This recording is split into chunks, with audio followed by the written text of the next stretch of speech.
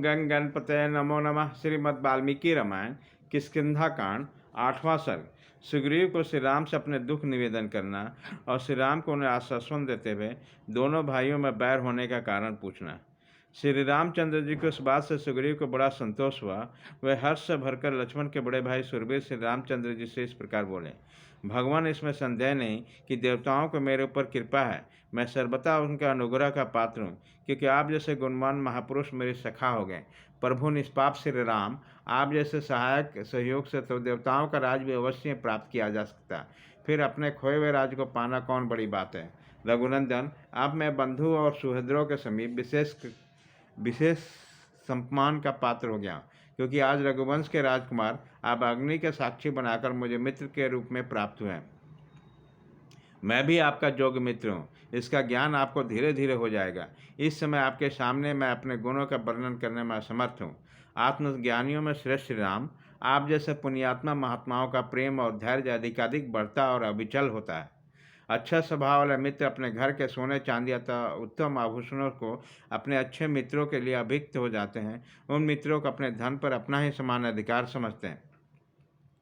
अतएव मित्र धनी हो या दरिद्र, सुखी हो या दुखी, निर्दोष हो या सदोष, वो मित्र के लिए सबसे बड़ा सहायक होता है। अनग साधु पुरुष अपने मित्र का अत्यंत उत्कृष्ट प्रेम देखकर आवश्यकता पड़ने पर उसके लिए धन, सुख और देश का भी परित्याग कर देते हैं। यह सुनकर लक्ष्मी से उपलक्षित श्री रामचंद्र जी इंद्र तुल्य तेजस्वी बुद्धिमान लक्ष्मण के सामने ही प्रिय वचन बोलने वाले सुग्रीव से कहा, सखे, तुम्हारी बात बिल्कुल ठीक है। तदंतर दूसरे दिन महाबली श्री राम और लक्ष्मण को खड़ा देकर सुग्रीव ने वन में चारों ओर अपनी चंचल दृष्टि दिखाई। उसी समय बानर राज ने पास ही में एक साल का वृक्ष था, उसमें सुंदर पुष्प लगे हुए थे, परंतु उसमें पत्रों की बहुलता थी। उस वृक्ष पर मंडराते हुए भौरे उसकी शोभा पा रहे थे।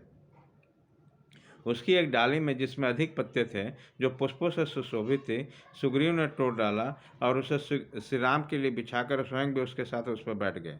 उन दोनों का आसन पर विराजमान देखकर हनुमान जी ने भी एक साल की डाली तोड़ डाली और उसमें विनयशील लक्ष्मण को बैठाया। उस श्रेष्ठ पर्वत पे जहाँ सब और साल के पुष्प बिखरे हुए थे, सुखपूर्वक बैठे हुए श्री राम शांत समुद्र के समान प्रसन्न दिखाई देते थे। उसे देखकर अत्यंत हर्ष में भरे हुए सुग्रीव ने श्री राम से स्निग्ध और सुंदर वाणी में वार्तालाप आरंभ किया। उसी समय आनंद अतिरेक से उनकी वाणी लड़खड़ा जाती थी, अक्षरों का स्पष्ट उच्चारण नहीं हो पाता था। प्रभु, मेरे भाई ने मुझे घर से निकालकर मेरी स्त्री को छीन लिया। मैं उसी के भय से अत्यंत पीड़ित होकर दुखी होकर इस पर्वत श्रेष्ठ ऋषिमुख पर विचरता हूँ। मुझे बराबर उसका त्रास बना रहता है। मैं भय में डूबा हुआ भ्रांचित होकर इस वन में भटकता फिरता हूँ। रघुनंदन, मेरे भाई बाली ने मुझे घर से निकालने के बाद भी मेरे साथ बैर बांध रखा है। प्रभु, आप समस्त लोगों को अभय देने वाले हैं। मैं बाली के भय से दुखी और अनाथ हूँ, अतः आपको मुझ पर कृपा करना चाहिए। सुग्रीव के ऐसा कहने पर तेजस्वी धर्मज्ञ और धर्मवत्सल भगवान श्री राम ने उन्हें हंसते हुए इस प्रकार उत्तर दिया, सखे, उपकार ही मित्रता का फल है और अपकार शत्रुता का लक्षण है। अतः मैं आज ही तुम्हारी स्त्री का अपहरण करने वाला उस बाली का वध करूँगा। माँ भाग, मेरे इन बाणों का तेज प्रचंड है।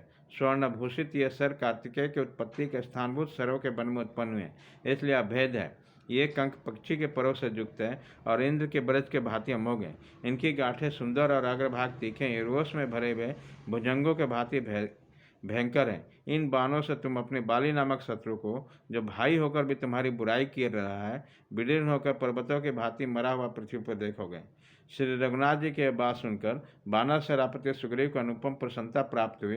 वे उन्हें बारंबार साधुवाद देते हुए बोले, श्री राम, मैं शोक से पीड़ित हूँ। आप शोकाकुल प्राणियों की परम गति हैं। मित्र समझकर मैं आपसे अपना दुख निवेदन करता हूँ।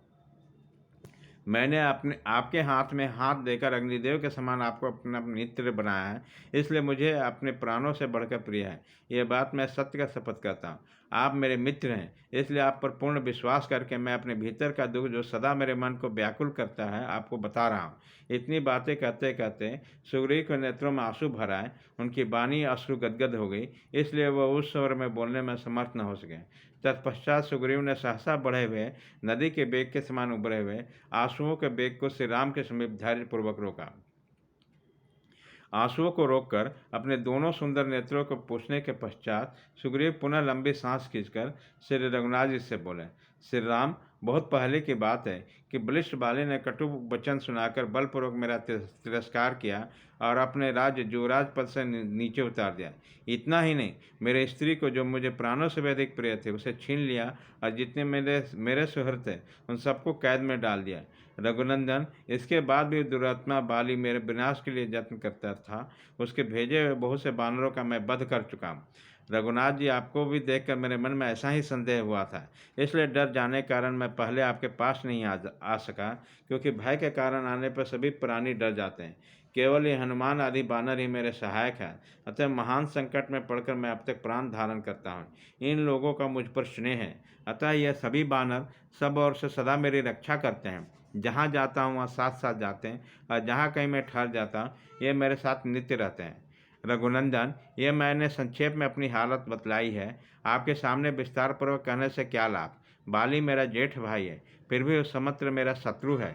यद्यपि पराक्रम सर्वत्र विख्यात है, यद्यपि भाई का नाश ही दुख का कारण है, तथापि इसमें जो मेरा दुख है वो उसका नाश होने पर मिट सकता है। मेरा सुख और जीवन उसके विनाश पर निर्भर है।